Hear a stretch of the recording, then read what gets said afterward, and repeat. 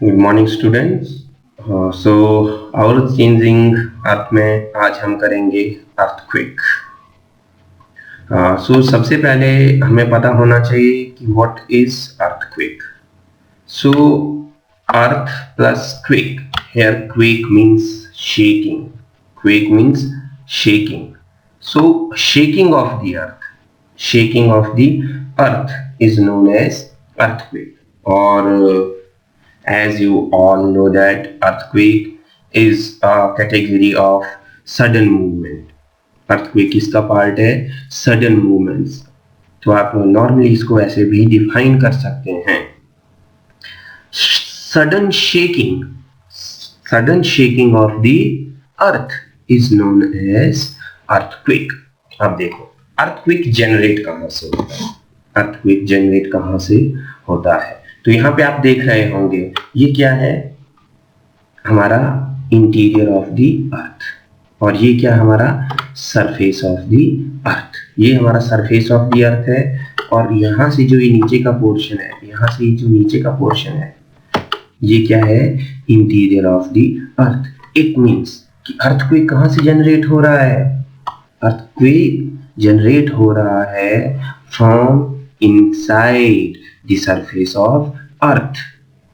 जहां से अर्थ के इंटीरियर से जहां से अर्थक्वेक ओरिजिनेट हो रहा है, जहां से एनर्जी रिलीज हो रहा है, that point is known as focus.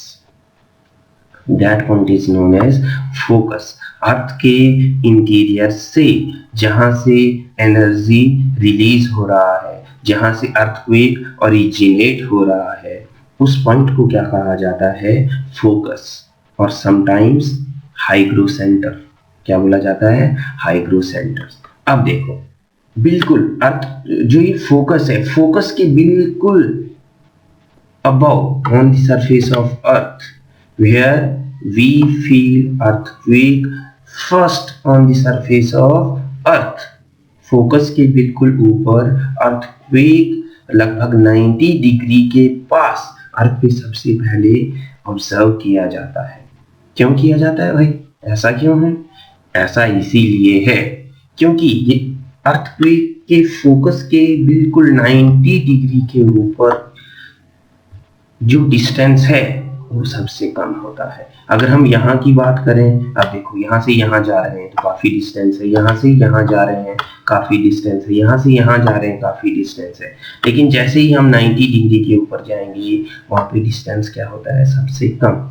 इसीलिए अर्थक्वेक जो हमारे अर्थ पे सबसे पहले ऑब्जर्व किया जाता है, जिस पॉइंट पर ऑब्जर्व किया जाता है, उस पॉइंट को क्या कहा जाता है? एपिसेंटर। क्या कहा जाता है? एपिसेंटर। और एक चीज और बताना चाहूंगा मैं कि जो एपिसेंटर है, एपिसेंटर पर सबसे ज्यादा डिस्ट्रक्शन होता है। एपिसेंटर पर सबसे ज्यादा डिस्ट्रक्शन होता है। जैसे ही हम एपिसेंटर से डिस्टेंस को जा रहे हैं, एपिसेंटर से कहाँ जा रहे हैं? डिस्टेंस को जा रहे हैं, डिस्ट्रक्शन का जो रेशियो है वो क्या होता जाता है? कम होता जाता है। ये सारा कुछ कौन कर रहा है? प्लेट्स। कौन कर रहे हैं? प्लेट्स। तो आपको पता ही है प्लेट्स क्या होते हैं। फिर से मैं एक बार रिवाइज कर देता हूं। ह्यूज मास ऑफ लिथोस्फीयर, ये हमारा क्या था? अर्थ था। अर्थ के हमने टॉप लेयर को क्या कहा था? लिथोस्फीयर। और जो ये हमारा अर्थ का टॉप लेयर है, ये किसमें डिवाइडेड है? छोटे छोटे प्लेट्स में और बड़े बड़े प्लेट्स में, राइट। इन छोटे छोटे मासेस ऑफ लिथोस्फीयर, ये जो छोटे छोटे मासेस है ना लिथोस्फीयर के, इनको क्या कहा जाता है? लिथोस्फेरिक प्लेट्स और प्लेट्स। सो अभी हमने अर्थक्वेक के बारे में पढ़ा कि अर्थक्वेक क्या होता है, राइट। देन फोकस क्या होता है, एपिसेंटर क्या होता है, और कहाँ पे डैमेज सबसे ज्यादा होगा, right. Then next topic is earthquake waves. जो अर्थक्वेक है वो किसके थ्रू चलता है? वेव्स के थ्रू चलता है। अब देखो सबसे पहली बात मैंने क्या कहा था? अर्थक्वेक जहां से ओरिजिनेट होता है that is known as focus. और अर्थ पे जहां पे सबसे पहले पहुंचता है that is known as epicentre, right. तो अब अर्थक्वेक 3 वेव्स के थ्रू ट्रेवल करता है। जो सबसे पहले वेव्स हैं उसे कहा जाता है पी वेव्स। क्या कहा जाता है? P waves. P waves is also known as primary waves. Why it is known as primary waves? Because these are the waves which reaches first on the surface of earth। ये जो primary waves हैं, P waves हैं, इनको primary waves कहा जाता है क्योंकि ये अर्थ सरफेस पे सबसे पहले पहुंचती हैं। और ये चाहे सॉलिड हो, चाहे लिक्विड हो, चाहे गैसियस फॉर्म हो। कौन कौन से form? Solid, liquid and gaseous. ये तीनों टाइप के मटेरियल से ट्रेवल कर सकती हैं। और ये कैसे वेव्स होते हैं? लॉन्गिट्यूडिनल वेव्स होते हैं। Then second wave is S wave. Second wave is S wave. S waves are also known as secondary waves. S waves are also known as secondary waves. और ये किसके? सिर्फ इस सॉलिड एरिया के को ही travel कर सकती है। जहां पे सॉलिड एरिया होगा वहां पे ये ट्रेवल करती है। जहां पे लिक्विड एंड गैसियस मैटर होगा यहाँ से ये ट्रेवल नहीं कर पाएंगी। और ये किस टाइप की होती है? ट्रांसवर्स वेव्स होते हैं। ये कैसे वेव्स होते हैं? ट्रांसवर्स वेव्स होते हैं। Then last waves are L waves. L waves are also known as love waves. L waves are also known as love waves. Right? So ये क्या है? Also known as surface waves. जब P waves and S waves are surface पे पहुंचते हैं, right? तो वो अर्थ, जो हमारा अर्थ है, ये अर्थ सरफेस है, यहाँ पे ट्रेमर आना स्टार्ट हो जाता है।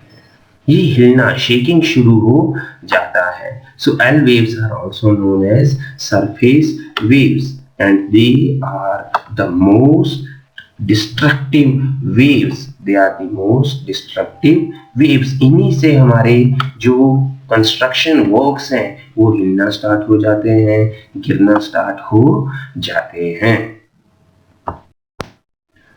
सो डियर फ्रेंड्स, जो अर्थक्वेक है, अर्थक्वेक को सिस्मोग्राफ से मेजर किया जाता है। अर्थक्वेक को किससे मेजर किया जाता है? सिस्मोग्राफ को मेजर किया जाता है। अर्थक्वेक की जो स्पीड है, जिसको क्या बोला जाता है? मैग्नीट्यूड। अर्थक्वेक की स्पीड को क्या कहा जाता है? मैग्नीट्यूड। ये जो मैग्नीट्यूड है ये किससे मेजर किया जाता है? Richter scale. किससे मेजर किया जाता है? Richter scale. और जो अर्थक्वेक का इंटेंसिटी है, अर्थक्वेक का क्या रहता है? इंटेंसिटी, या जिसको हम बोल सकते हैं कितना डिस्ट्रक्शन हुआ है, कितना डिस्ट्रक्शन हुआ है, उसको किससे मेजर किया जाता है? मर्कैली स्केल से। किससे मेजर किया जाता है? मर्कैली स्केल से। सो जब हम रिक्टर स्केल की इंटेंसिटी को देखते हैं, राइट, उसकी रीडिंग्स को देखते हैं, तो जिनकी रीडिंग 2 या उससे कम होती है तो उनको बहुत कम फील किया जाता है।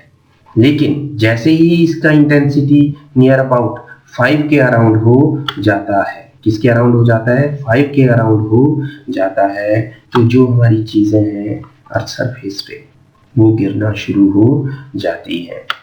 और जब ये मैग्नीट्यूड 6 के अराउंड हो जाता है तो इसे एक वेरी स्ट्रॉन्ग अर्थक्वेक के रूप में देखा जाता है। और अगर 7 आ जाता है तो it is classified as major earthquake. It means कि इससे काफी लॉस हो सकता है, चाहे ह्यूमन लाइफ्स का हो, चाहे उसके कंस्ट्रक्शनल वर्क्स का हो, चाहे वो एनिमल्स का हो, लाइफ एंड प्रॉपर्टी का हो।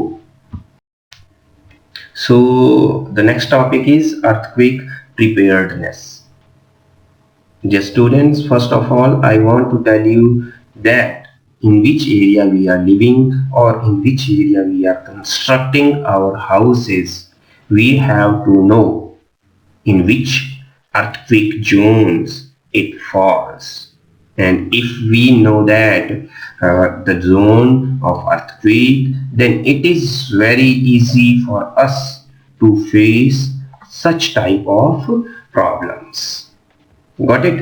Then second हम बोल सकते हैं कि जो हमारे बिल्डिंग्स होने चाहिए वो क्या होने चाहिए, अर्थक्वेक रेजिस्टेंट होने चाहिए। कैसे होने चाहिए, अर्थक्वेक रेजिस्टेंट होने चाहिए। अगर अर्थक्वेक आ रहा है तो उसके सहने योग्य होने चाहिए, राइट। और फॉर एग्जांपल अगर कोई अर्थक्वेक आ भी जाता है, राइट, जब अर्थक्वेक आ भी जाता है तो हमको कहाँ जाना चाहिए, कहाँ पे अपना शेल्टर लेना चाहिए। तो वो जहां पे हमको अपना शेल्टर लेना चाहिए वो क्या होना चाहिए, एक सेफ स्पॉट होना चाहिए। वो एक क्या होना चाहिए, सेफ स्पॉट होना चाहिए। फॉर एग्जांपल अगर हम स्कूल में हैं, कहाँ पे हैं, अगर हम स्कूल में हैं तो हमें डेस्क के नीचे चले जाना चाहिए या बेंच के नीचे चले जाना चाहिए, राइट। या अगर हम घर पे हैं तो हमको किचन काउंटर के नीचे चले जाना चाहिए। किसके नीचे चला जाना चाहिए, किचन काउंटर के नीचे चले जाना चाहिए, राइट। और अगर हम कहीं अपने घर पे हैं तो हमको कहाँ रहना चाहिए, जो वॉल है वॉल के साथ में लग कर रहना चाहिए, क्योंकि जितनी भी चीजें गिरेंगी वो वॉल से दूर दूर गिरती हैं। और अगर हम कहीं ओपन एरिया में हैं, राइट, तो हमें उसी प्लेस पे ही रहना चाहिए। लेकिन उसमें ध्यान क्या रखना है हमको कि हमको कहाँ किस किस चीज से, अगर हम ओपन एरिया में हैं तो हमको किस किस चीज से दूर रहना चाहिए। फॉर एग्जाम्पल कोई वहां पे फायर का प्लेस नहीं होना चाहिए, राइट, वहां पे चिमनी नहीं होना चाहिए। और अगर हम फॉर एग्जाम्पल घर के अंदर हैं तो हमको विंडोज के आसपास नहीं खड़े होना चाहिए, क्योंकि विंडोज के जो मिरर्स हैं, जो मिरर्स हैं उनके टूटने का डर रहता है, तो उससे लगने का भी चांस ज्यादा रहता है।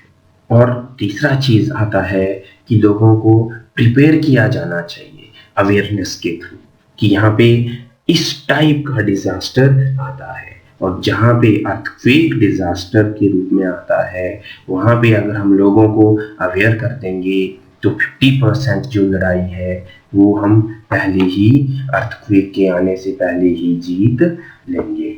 So thank you so much.